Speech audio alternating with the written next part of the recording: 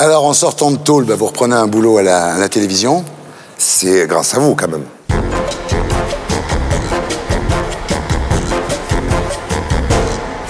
Philippe, bienvenue sur le plateau de Tout le monde a parlé. Oh là là. Alors, Philippe, vous êtes né le 5 octobre 1958 à 14h30 à Millau.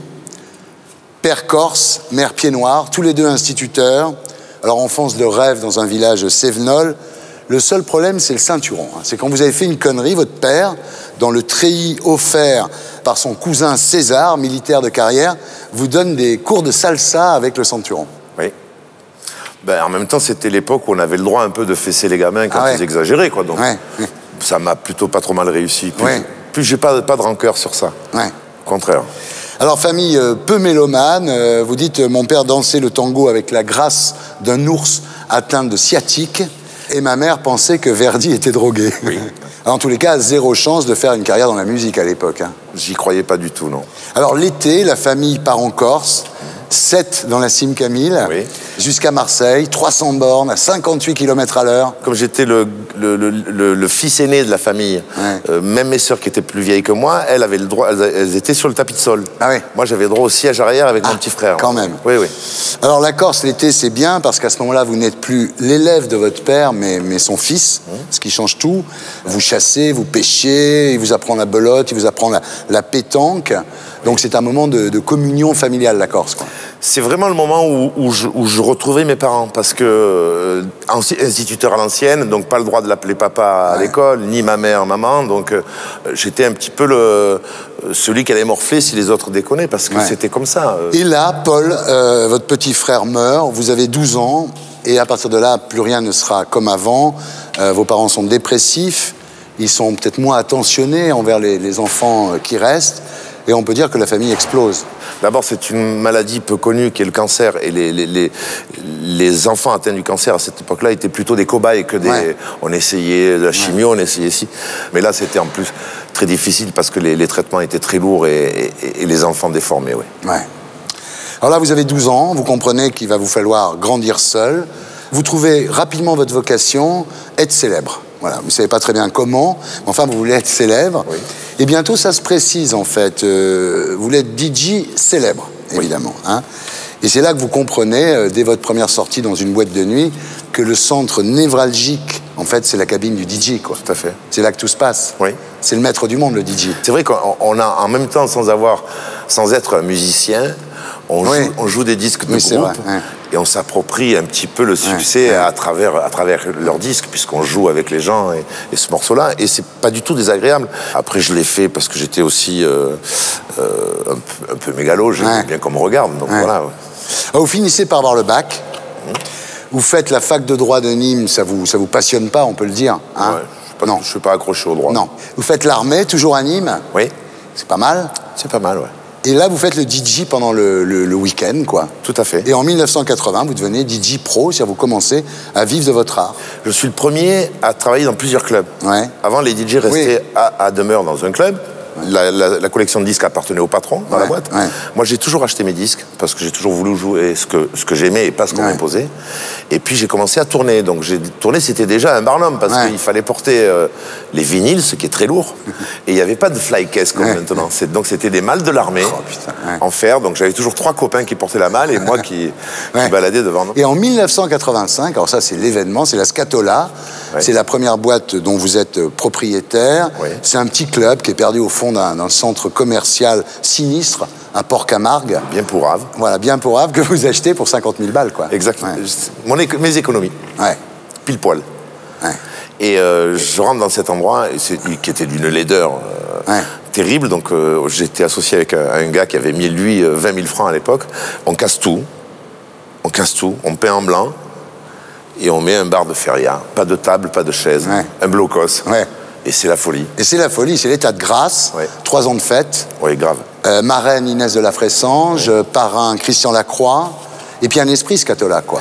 Dans la nuit rock'n'roll, celle qu'on a pu connaître au Studio 54 ou au Bain-Douche au début des bains, il y a cet esprit-là, c'est-à-dire qu'on peut rencontrer un écrivain, on peut rencontrer un pêcheur, c'est l'esprit Churrascaïa, en fait. L'esprit mélange. L'esprit mélange, voilà.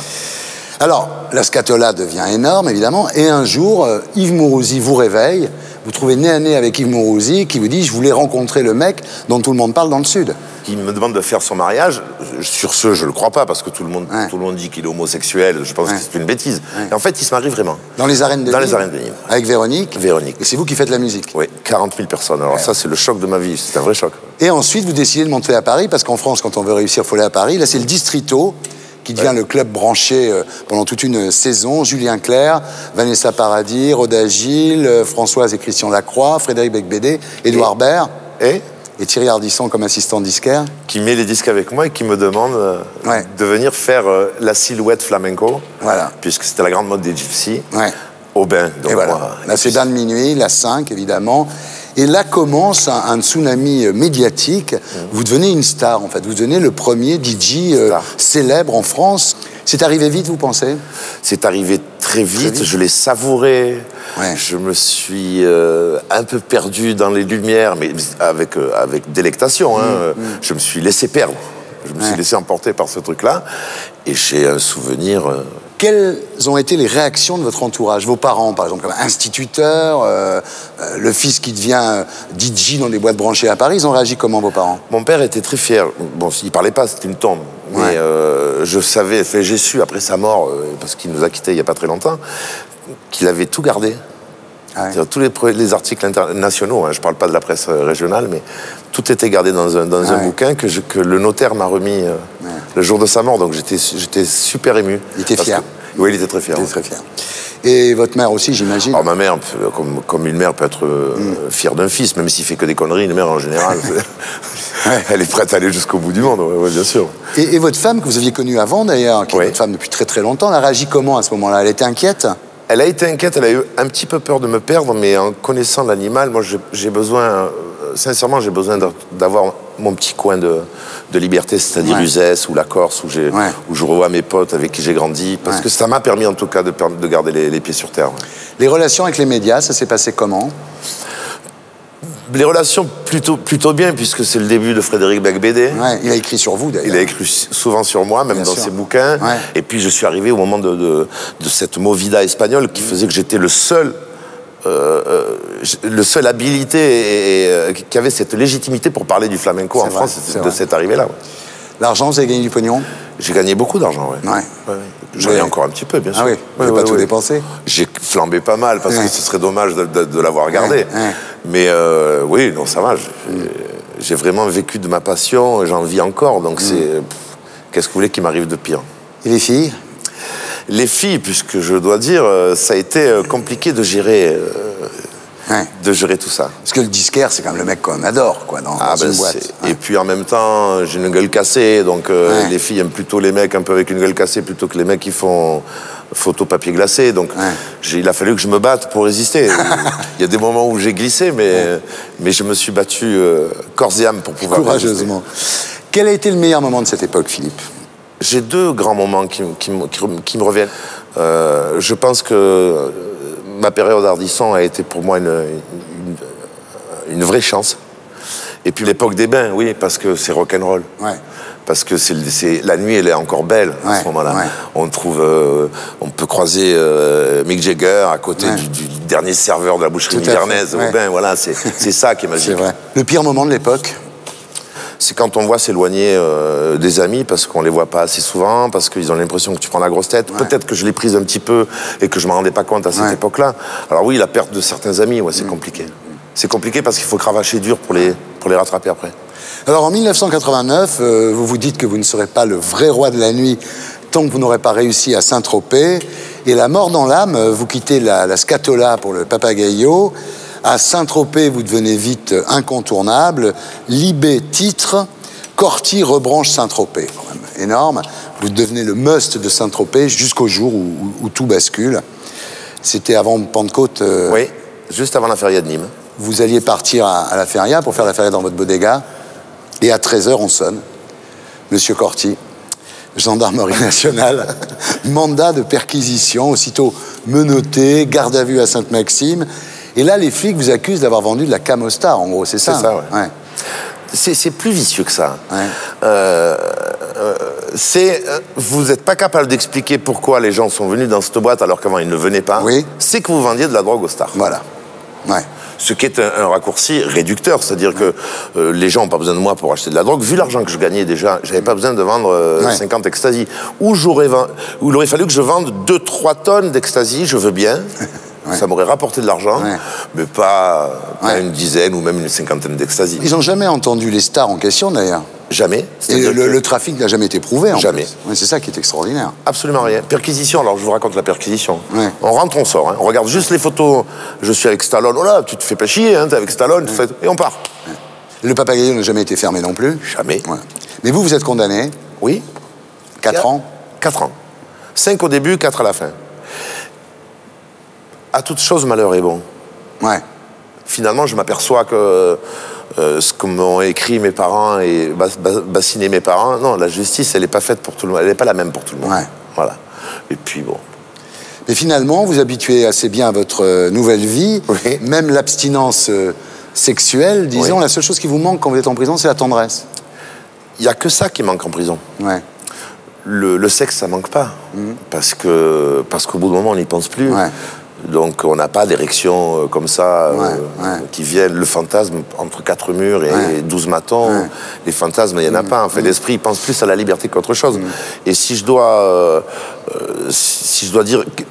Qu'est-ce qui m'a fait tenir dans ce cas-là? Parce que c'est quand même l'école de la médiocrité, c'est l'école de la pauvresse intellectuelle, parce qu'on n'est pas gardé par des mecs très intelligents non plus. On rencontre pas des gens très futés non plus, à part les grands voyous qui sont là et qui savent que ça fait partie de leur cursus, comme un diplôme, quoi. Comme dans le film Les Affranchis. Moi, ce qui m'aide à tenir, c'est que j'ai des gosses.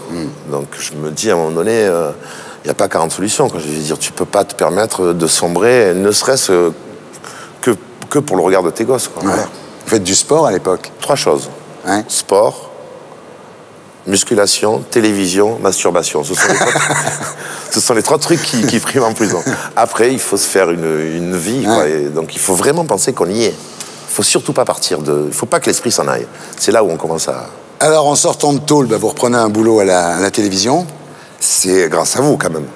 C'est-à-dire qu'à l'époque, le maire de Saint-Tropez a écrit à Hervé Bourges, patron de France Télévisions, Monsieur Ardisson, dans son émission, fait travailler un repris de justice. Et Hervé Bourges a été formidable parce qu'il a répondu au maire de Saint-Tropez, ce repris de justice, comme vous dites, n'en est plus un, puisqu'il a purgé sa peine. Donc si Monsieur Ardisson veut l'employer dans son émission, libre à lui, et quels qu'aient été mes bons sentiments, s'il n'y avait pas eu Hervé Bourges, je crois qu'on n'y serait pas arrivé. Non, mais c'est vachement gentil parce que quand je suis rentré en prison, on a déjà reçu le contrat de travail.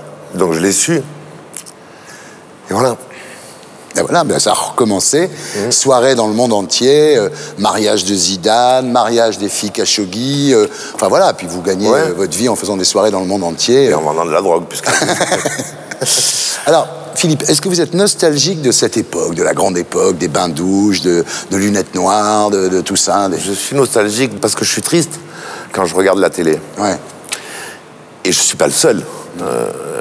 Il y a des millions de gens qui ne regardent plus la télé parce qu'on ne propose plus. Alors oui, je suis super fier d'avoir fait partie de votre aventure. Mais ce n'est pas une nostalgie personnelle, c'est une nostalgie par rapport à la télévision. Non, je suis triste de rien. À un moment donné, on grandit, on vieillit. Moi, ce qui me fera heureux maintenant, c'est de voir mon fils, ma fille, de voir mes amis, de pouvoir choisir les soirées que je fais parce que j'ai gagné assez d'argent et que je m'en fous d'aller mettre les disques à trifouiller les oies. Je choisis ce que je veux quand je veux. Donc voilà, non, je ne suis pas du tout nostalgique. Est-ce que vous êtes rancunier par rapport aux gens qui vous ont mis dans la merde à l'époque du Papagayo, tout simplement? Je suis rancunier, pas par rapport à un corps de métier, c'est-à-dire je dirais pas tous les flics sont cons, parce que j'ai des copains chez les flics, je suis rancunier pour les 2 connards qui savaient très bien que j'avais absolument rien fait. Le dealer qui vous a chargé? Le pauvre. On lui a fait croire qu'il prendrait 2 ans, il en a pris 5. Le plus con, c'est lui, c'est pas moi. Ça lui a rien rapporté. Ça lui a rien rapporté, rien du tout. Même pas les titres de la presse. Voilà. Si c'était à refaire dans toute cette histoire, qu'est-ce que vous ne referiez pas pareil? Peut-être que je lutterais pas pour ne pas avoir toutes les filles que j'aurais dû avoir. Je sais pas, j'ai pas grand-chose.